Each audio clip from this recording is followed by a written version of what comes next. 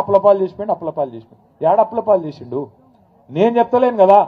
నిన్నగాక మొన్న BJP MP ఒక ఆయన ప్రశ్న అడిగిండు కేంద్ర ప్రభుత్వాన్ని, కేసీఆర్ చేసిన అప్పెంత, ఎందుకంటే ముఖ్యమంత్రి ఏదో లెక్కలు చెప్తుండు నిజమా కాదా అని చెప్పి మోడీ ప్రభుత్వాన్ని వాళ్ళ ఎంపీ అడిగిండు. అడిగితే మోడీ ప్రభుత్వం ఏం చేసింది, RBI reserve bank of India మొత్తం భారతదేశంలో ఉన్న బ్యాంకులన్నిటికీ వాళ్ళే పెద్దోళ్ళు, వాళ్ళని అడిగింది. కాగని ఇంకోటి ఉంటుంది, కంట్రోలర్ అండ్ ఆడిటర్ జనరల్, మొత్తం లెక్కాపత్రం తీసేది వాళ్ళు. ఏ రాష్ట్రం ఎంత ఖర్చు పెడుతున్నది, ఎంత అప్పు చేస్తున్నది లెక్కలు తీస్తారు వాళ్ళు. వాళ్ళిద్దరిని అడిగి పార్లమెంట్లో చెప్పింది. నేను చెప్తున్న కథ కాదు, బీఆర్ఎస్ కథ కాదు. ఏం చెప్పిర్రంటే, కేసీఆర్ అధికారంలోకి వచ్చిన మొదటి రోజు జూన్ 2, 2014 నాడు తెలంగాణ రాష్ట్రం నెత్తి మీద ఉన్న అప్పు 80,000 కోట్లు, సారీ 72,000 కోట్లు, 72,000 కోట్లు.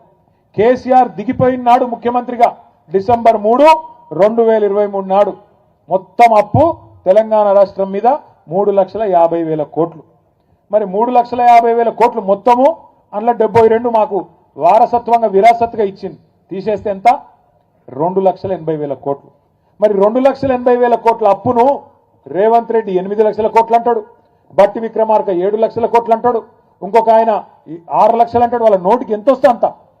ఇలా కేంద్ర ప్రభుత్వం చెప్పే కాగి లెక్కలు నిజమా, ఈ సన్నాసులు చెప్పే కాకి లెక్కలు నిజమా, ఊరూర చర్చ పెట్టాల్సిన బాధ్యత మన మీద ఉన్నది. అవును, కేసీఆర్ అప్పు చేసిండు, 2,80,000 కోట్లు అప్పు చేసిండు. ఏం చేసిండు మరి అప్పు చేసి?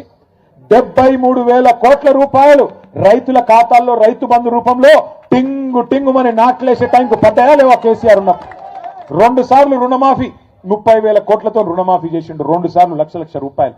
అట్లాగే 93,000 కోట్ల రూపాయలు పెట్టి కాళేశ్వరం ప్రాజెక్టు కట్టిండు, 27,000 కోట్ల రూపాయలు పెట్టి పాలమూరు రంగారెడ్డి ఎత్తిపోతల పథకం బ్రహ్మాండంగా 90% పూర్తి చేసిండు. మీ జిల్లాలో దామెర చెర్లలో విద్యుత్ కేంద్రం, అతి పెద్ద విద్యుత్ కేంద్రం భారతదేశంలోనే, ఇవాళ 40,000 కోట్ల రూపాయలతోని ఇక్కడ కట్టిండు. మీ జిల్లాలో ఒక్క మెడికల్ కాలేజీ లేకుండే, ఉమ్మడి నల్లగొండ జిల్లాలో కేసీఆర్ గారు వచ్చేదాకా ఒక్క మెడికల్ కాలేజీ లేని ఉమ్మడి నల్లగొండలో బ్రహ్మాండంగా 1 కాదు 3, సూర్యాపేటలో, నల్లగొండలో, భువనగిరిలో 3 ప్రభుత్వ మెడికల్ కాలేజీలు, 3 ప్రభుత్వ నర్సింగ్ కాలేజీలు కేసీఆర్ గారు పెట్టిండు. అప్పు చేసిండు. అవును, 1022 గురుకుల పాఠశాలలు పెట్టిండు. 6.5 లక్షల మంది పిల్లలకు ఒక్కో పిల్ల మీద, ఒక్కో పిల్లాడి మీద 1,20,000 రూపాయలు ఖర్చు పెట్టి బ్రహ్మాండంగా ప్రపంచంతో పోటీపడే పౌరులుగా వాళ్ళని తయారు చేసిండు. 7,000 మంది పిల్లలకు అంబేద్కర్ ఓవర్సీస్ స్కాలర్షిప్ పేరు మీద 20 లక్షల రూపాయలు వాళ్ళు విదేశీ విద్యను అభ్యసించేందుకు 7,000 మంది పిల్లలకు ఇచ్చిండు. అవును, అప్పు చేసిండు. 15 లక్షల మంది ఆడబిడ్డలకు కళ్యాణ లక్ష్మి పేరుతో, షాదీ ముబారక్ పేరుతో మేనమామలాగా పెళ్లి చేసిండు. అవును, అప్పు చేసిండు.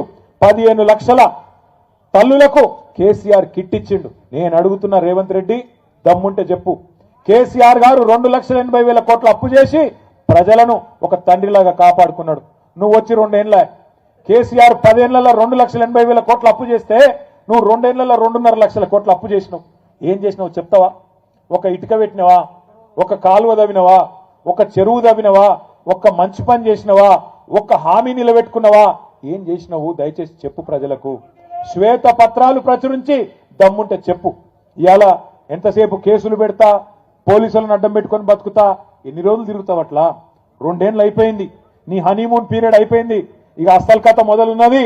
అందుకే కేసీఆర్ గారు మొన్న చెప్పిండ్రు, నిన్నటి దాకా ఒక లెక్క, రేపటి నుంచి ఇంకో లెక్క. నల్లగొండ నుంచే కథన బేరి మోగిస్తాం. కృష్ణా జలాల్లో జరుగుతున్న అన్యాయం మీద నల్లగొండ నుంచే కేసీఆర్ గారు మరి యుద్ధం ప్రకటించబోతా ఉన్నారు. తొందరలోనే మన మునుగోడు దేవరకొండ మధ్యలో ఏదో ఒక ప్రాంతంలో మన జిల్లా నాయకత్వంతో మాట్లాడి అక్కడ ఒక బహిరంగ సభ కూడా ఉంటుంది. దానికి పెద్దలు కేసీఆర్ గారు కూడా వస్తా ఉన్నారు. మీరందరూ కూడా దయచేసి మరి కథానాయకుల మాదిరిగా కదిలి రావాలని చెప్పి కోరుతూ, గెలిచిన సర్పంచులకు చివరిగా నాది ఒకటే ఒక విజ్ఞప్తి, మీరెవ్వరూ భయపడే అవసరం లేదు, ఎలాంటి పంచాయతీ పెట్టుకునే అవసరం లేదు. మీ హక్కుల గురించి, మీ బాధ్యతల గురించి తొందరలోనే అన్ని జిల్లాల్లో వర్క్ షాపులు కూడా పెడతాం, మీకు ట్రైనింగ్ ఇస్తాం. అట్లాగే చివరిగా నేను చెప్పే మాట, మీకు ఎవరైనా కేసులు పెడితే, మిమ్మల్ని ఎవరైనా ఇబ్బంది పెట్టే ప్రయత్నం చేస్తే నేను మీ అందరికి మాటిస్తా ఉన్నా, ప్రతి జిల్లాలో ఒక లీగల్ సెల్ పెట్టి మీకు ధైర్యం ఉంచడానికి, మీ కేసులు కొట్లాడేదానికి కూడా పార్టీ మొత్తం బాధ్యత తీసుకుంటుందని చెప్పి కూడా తెలియజేస్తూ, జై తెలంగాణ. లేవద్దు బాబు, ఎవరు లేవద్దు దయచేసి. ఇప్పుడు సర్పంచ్ల సన్మానం ఎవరైనా ముందు కూర్చొని లేవద్దు, ఎవరు ముందు రావద్దు. పిలిచిన సర్పంచ్